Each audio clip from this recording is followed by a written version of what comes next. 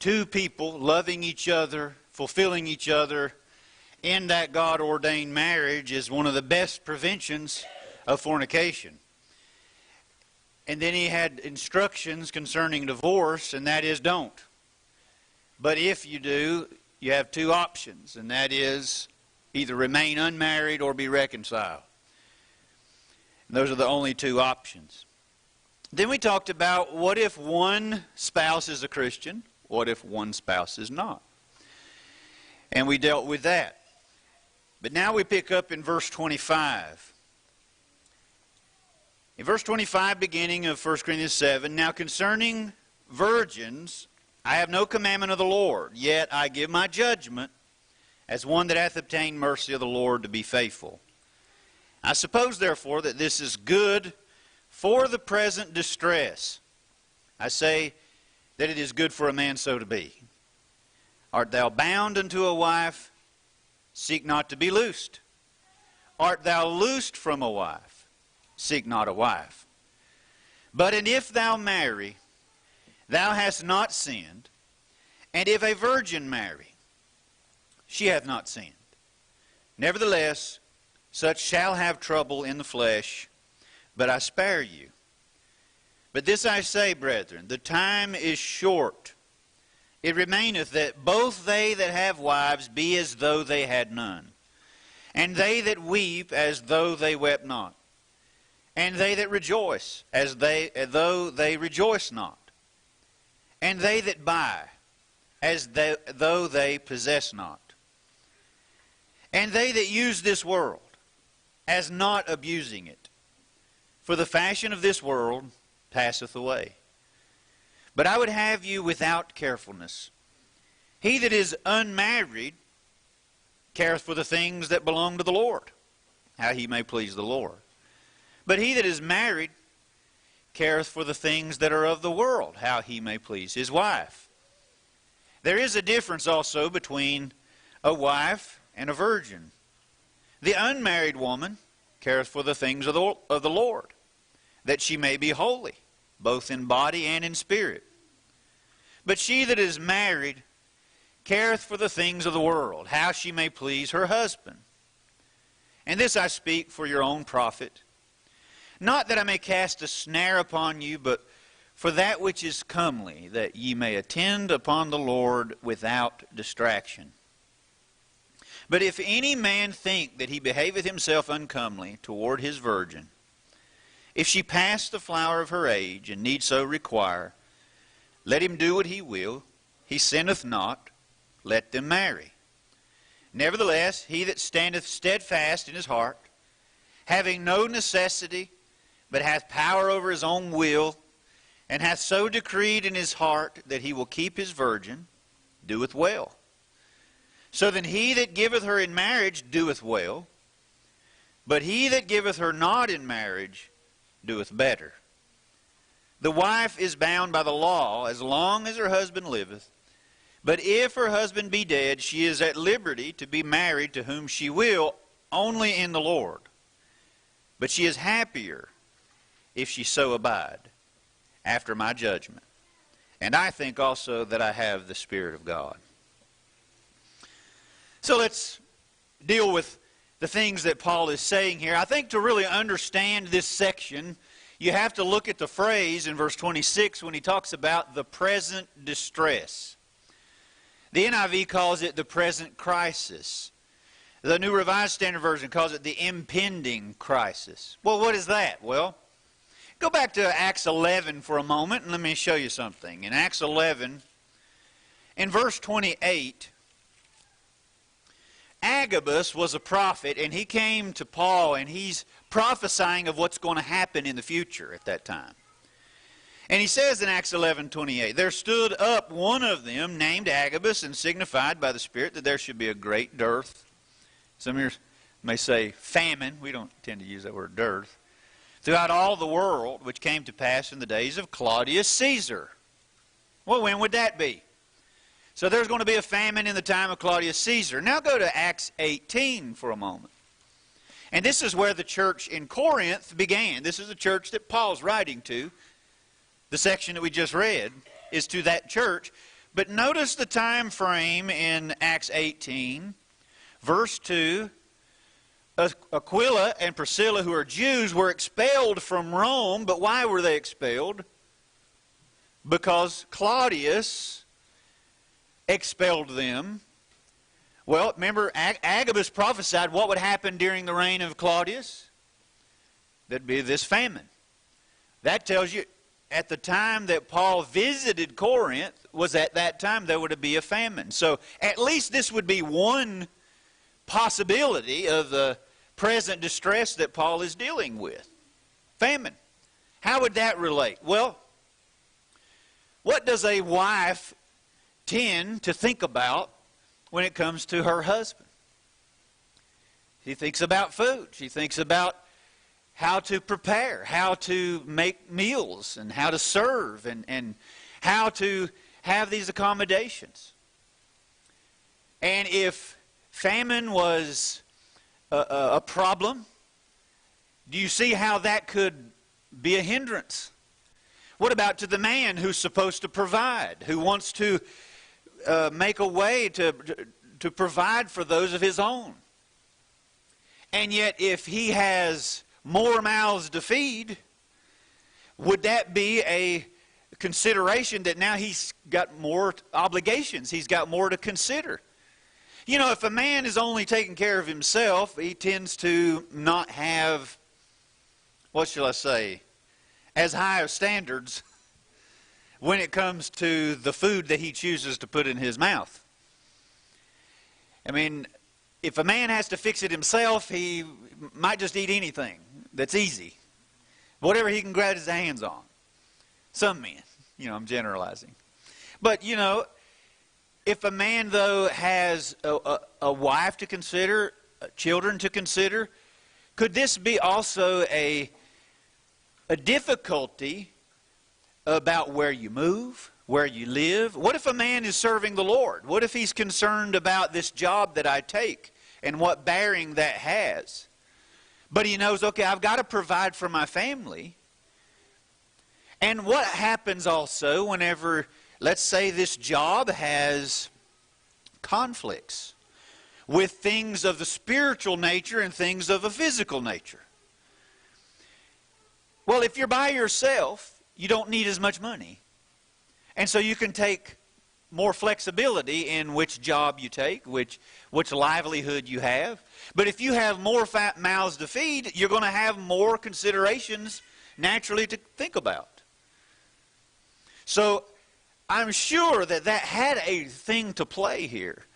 If there was this famine at this time, that would have been a difficulty. However, consider also the nature of that present time. If Aquila and Priscilla were expelled from Rome, what kind of political tensions were present at that time?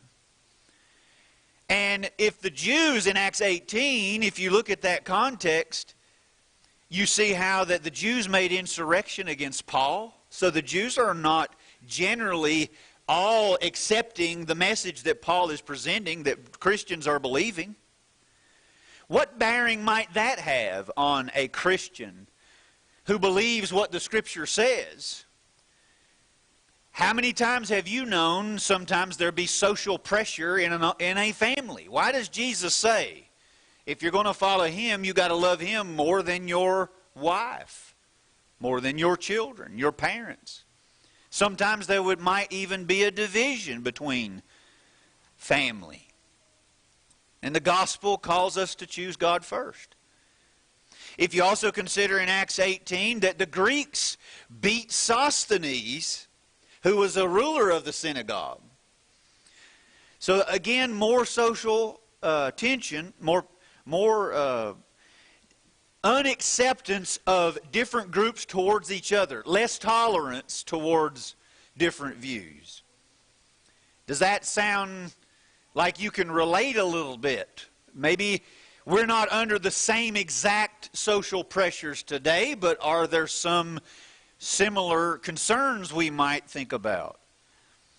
But also add to this fact that Jesus warned in Matthew 24, verse 19, He said that there would be a destruction in Jerusalem And I know this is in Corinth, but I want to make this point just to show you an idea how this could happen. If in Jerusalem, the Apostle Paul said, woe to those, whenever the destruction comes on Jerusalem, woe to those who are nursing children at that time. Well, what bearing would that have? Well, suppose for a moment an army starts surrounding the city you lived in. And imagine that you're in that city and you've got children to think about how to get out. Or what if you were pregnant? Or what if you had a wife and kids and you're thinking about that? How am I going to make sure they get out safely? Okay, if that's going to happen in Jerusalem, and Luke 21:29, Jesus said, the time will come when there will be those who say, blessed are those who are barren. Well, normally we think it's a blessing to have children, okay? The Scriptures teach that. Children are a blessing. They're a heritage of the Lord. But at a time of persecution or a war, that's a difficult consideration. Now you're concerned about your kids.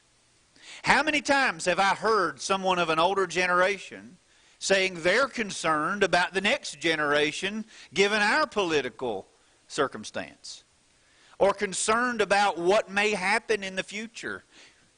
And so people have these concerns. If that's true then, and you can relate to what some people say today, then you can understand what Paul's point is.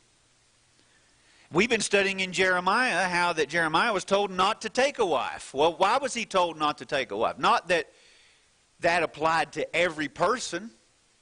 God designed marriage. Marriage is good. We've talked about that. But in some circumstances, like the one in Corinth, it could have been better, is the way Paul put it, that you just have yourself there and not a wife with extra obligations to be concerned about. Paul, being single at this time, at least, he understands what he's saying, and that's why he's saying it would be better for them, given their circumstance, to remain as I am. Well, why would that be? Well, I think Paul would understand what being single would be like if it's lonely, needing a companion, having his needs, wishing to have that person to walk hand in hand. Paul talked about marriage in a very good light. He's not discouraging marriage per se, but in light of that present distress, there could be some benefits in a person staying single if you can control your desires and contain yourself that way. But now he's saying either way, if you can stay single, you would be better off. But if you can't do that, you haven't sinned. This is not a matter of right and wrong. This is a matter of Paul's judgment and advice, if you will. Inspired advice and wisdom. And yet it's something that we need to consider. If you're single today, you might ask yourself, could there be a similar situation that I might need to consider before I have to run and rush into a relationship where I have obligations? He says in verse 28, if you do, you haven't sinned, but he says you will have trouble in the flesh in verse 28. And one says worldly troubles. And he goes on to talk about this, how where this bearing comes in. When he says that a man thinks about his wife and a wife thinks about her husband instead of thinking about the Lord undistracted, really what I think about is Anna, the prophetess. When Jesus was born, what was she doing? She was a widow, by the way. How did she spend her time? What did she do?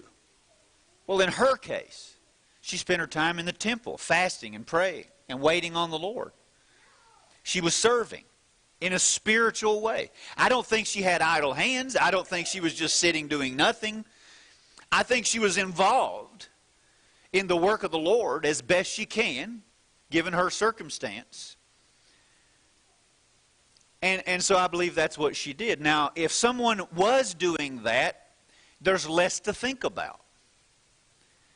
Similarly, you could do the flip side of that with a man. Let's say a man is doing something similar as Anna, and he's devoted to the Lord. And let's say he doesn't have the obligations of a wife or children. And let's say he's doing like what Paul is doing. If Paul decides, I'm going to take a trip, and I'm going to go all around the world, and I'm going to visit these congregations, or I'm going to establish congregations, and I don't know what's going to happen along the way.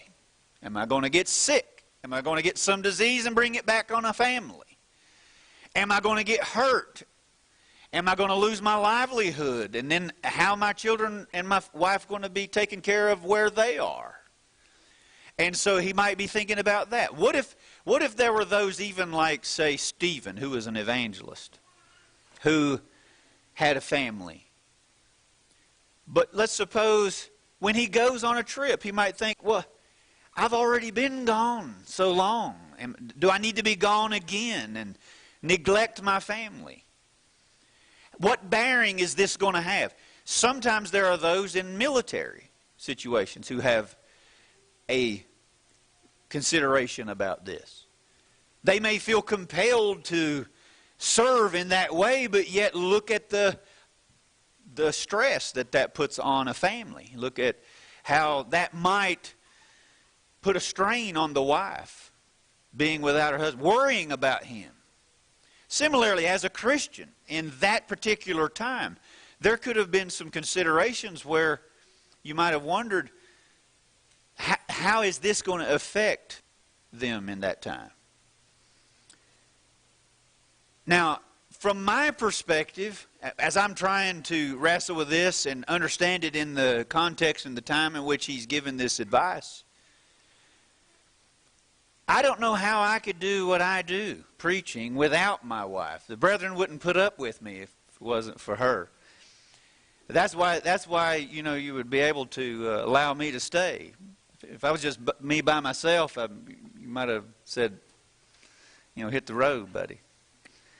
But I think about all the ways she supports me. Even this morning, today's her birthday, and I'm thinking I should be fixing you a breakfast, and she says, no, you need to be studying. And here it is, she's still serving. And then in the past week or so, we've been married. We celebrated our 25th, and she's still serving me, and she's still serving others, and I think about that, and I want to honor her and thank her before you that I appreciate her. I know you do, and others are celebrating as well, and so I think you know that and understand that. I need her, and she makes it easier on me. But there are times, though, where I think Paul is trying to say that if you're concerned about the Lord, let's say, for example, I have a Bible study. I might think, okay, I don't want to be out too late. I need to get home to my wife, as I should. So you see that there are concerns. If someone were to ask me, Andy, would you like to go to this trip in a foreign country? I've got to think about that. There's two considerations. I'm being tugged here. I feel compelled in some ways that maybe here's somebody that needs my help, that I need to go and do something, but yet here is my wife that needs me, and I take the chance that I may go and something happened to me on the trip, whether traveling or whether I go into a dangerous area. Whereas if it's I myself, I might not care as much. But I've got other considerations there. to consider. And I think that's what Paul is driving at in this point. Given that present distress, I don't know if you want to call whatever we are in, if it's a present distress or not, or if it's different, or if it's similar, or if it's just, maybe it's a distress in a different way, or however you want to look at it. Either way, you might say, well, we are very blessed compared to maybe what they were going through. Either way, I still think you can get the point of what he's saying and try to apply it to your situation and put that into your consideration when you decide who to marry or when to marry. When you have a family, I don't think you should neglect them. And even Paul, in other circumstances, 1 Timothy chapter 5, verse 14, what did he tell young widows to do? In the normal circumstance, Paul says they don't want them to be idle. And what's the best way for a woman to not be idle or sticking her nose in everybody else's business? One of the best ways is let her have a family of her own. She'll be so busy trying to tend to them that she won't have the time to try to go meddling and be a gossip. And so that was Paul's instructions to the young widows to marry, to bear children, guide the house. Yet in this circumstance, he's saying it could be better if you can control your desire, so that you can have undivided devotion.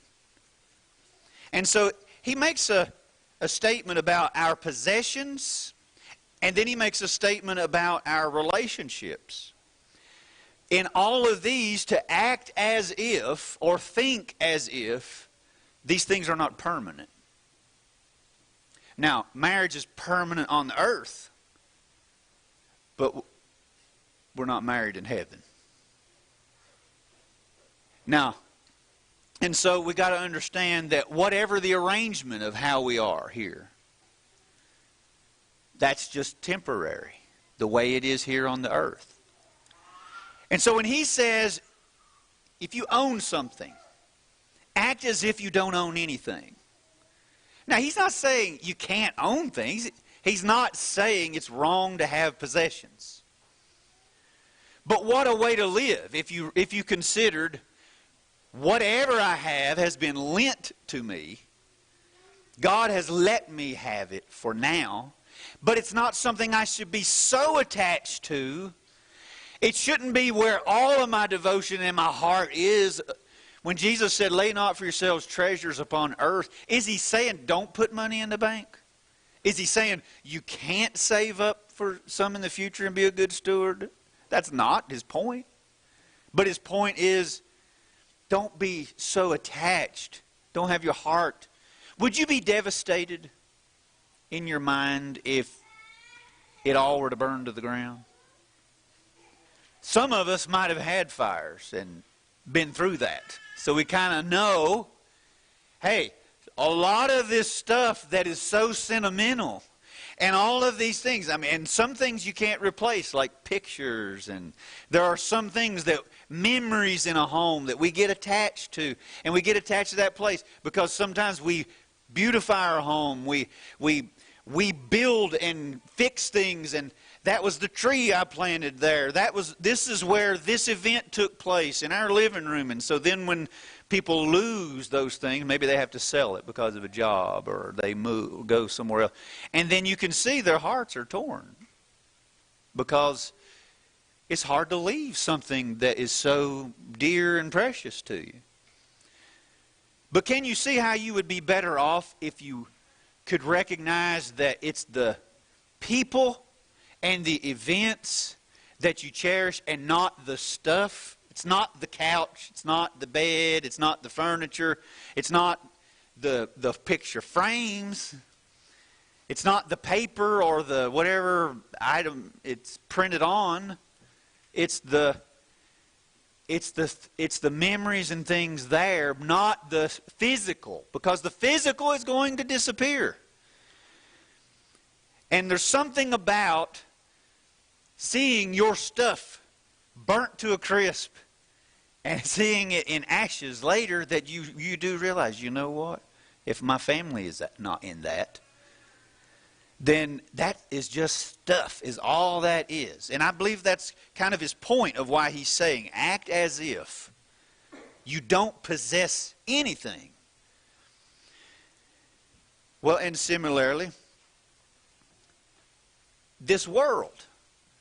You know, there are things and places that I like to visit and see, and there are views, there's sunrises, there's sunsets, and all those things. I believe we can appreciate those things, but everything that we do, we should say, okay, God made that, so I appreciate God.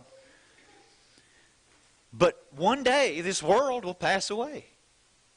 Is it the place, physical place that I'm attached to? Sometimes moving kind of forces you to detach a little bit. We've moved so many times that by this point, I mean, I'm thankful for the home we have. It's a nice place, but it's still just a place to lay our head. I'm thankful for it. I don't mean to degrade that, but a lot of people would love to have something as nice as what we have, and a lot of people don't, and I'm thankful for that. But it's still just a place. It's physical. It's not permanent. And that's what he's saying. Now, in a relationship, coming back to that, when he's talking about taking a wife, when he says, those that are married, be as if you were not. Now, he's not saying, forget your family. I mean, that would contradict what he said to the Thessalonians when he said, if any provides not for his own, he's worse than an infidel. Or 1 Timothy. So you don't want to neglect your family. But when he says act as if you have none, I think what he's saying is be aware of the eternity. Whatever your marital situation is, whether you're married or whether you're single, you need to recognize that eternity should be in your viewpoint. Whatever this is just temporary. It's not forever. Have you ever known some people who take a stance on a biblical topic, then that sin hits their family, so they change their mind to suit the family? It happens. I would like to encourage us not to do that we choose the Lord first. Don't change what you know about, let's say, this topic, marriage, divorce, and remarriage. Don't change what the Scriptures say on that just because divorce hits a family we know that we love. It doesn't change what the Lord spoke about the matter. The truth is the truth. Even if that's me in my marriage, or if that's my children in their marriage, or whatever. The truth is the truth. And so I need to apply the truth to myself and to my home.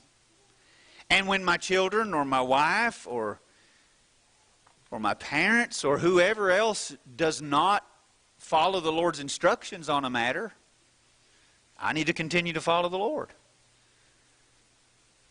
I need to be devoted to the Lord whether my wife is with me or not. Now I can say it's so much easier when my wife and I are on the same page.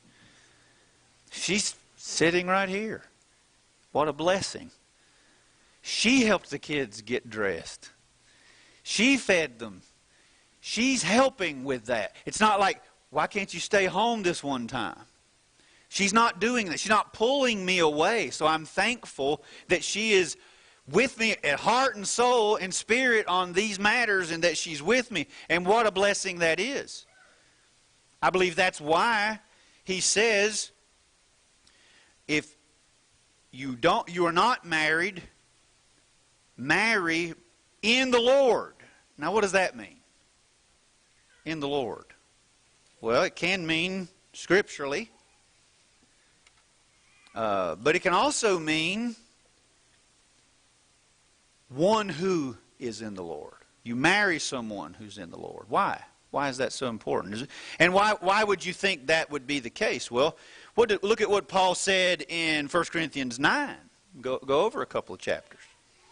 When he talks about the rights of an apostle, he says, do we not have a right to lead about a sister, a wife? Well, he's not talking about his sibling. He's talking about his sister in Christ.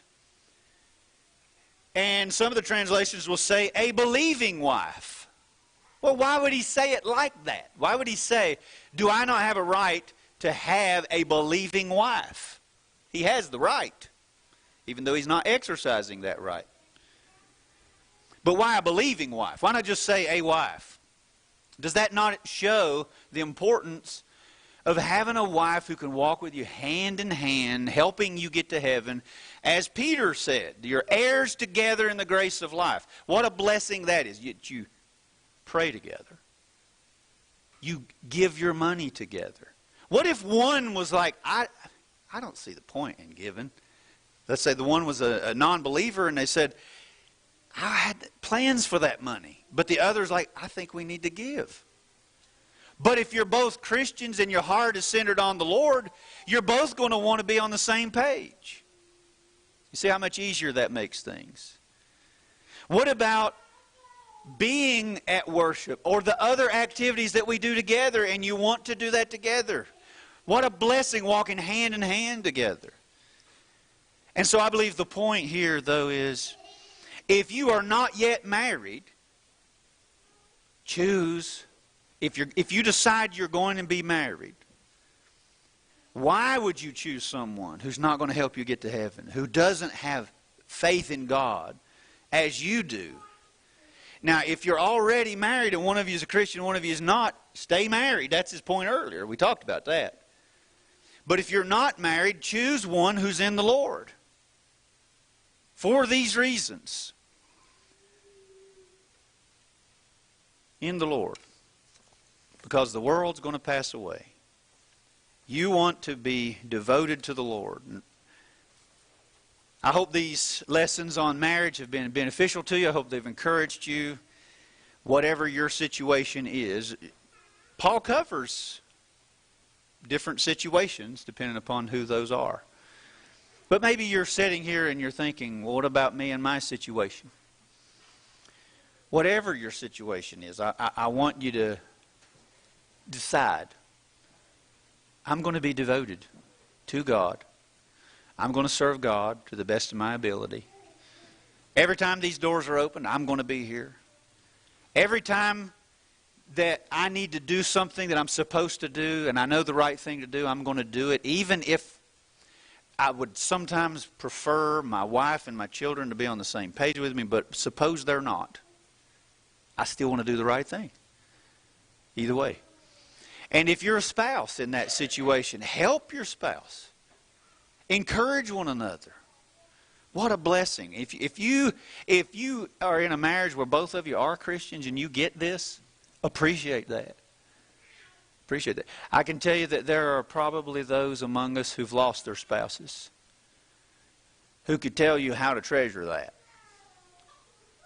And some who recently lost their spouses, and one who's about to lose one, who could tell you how dear and precious it is.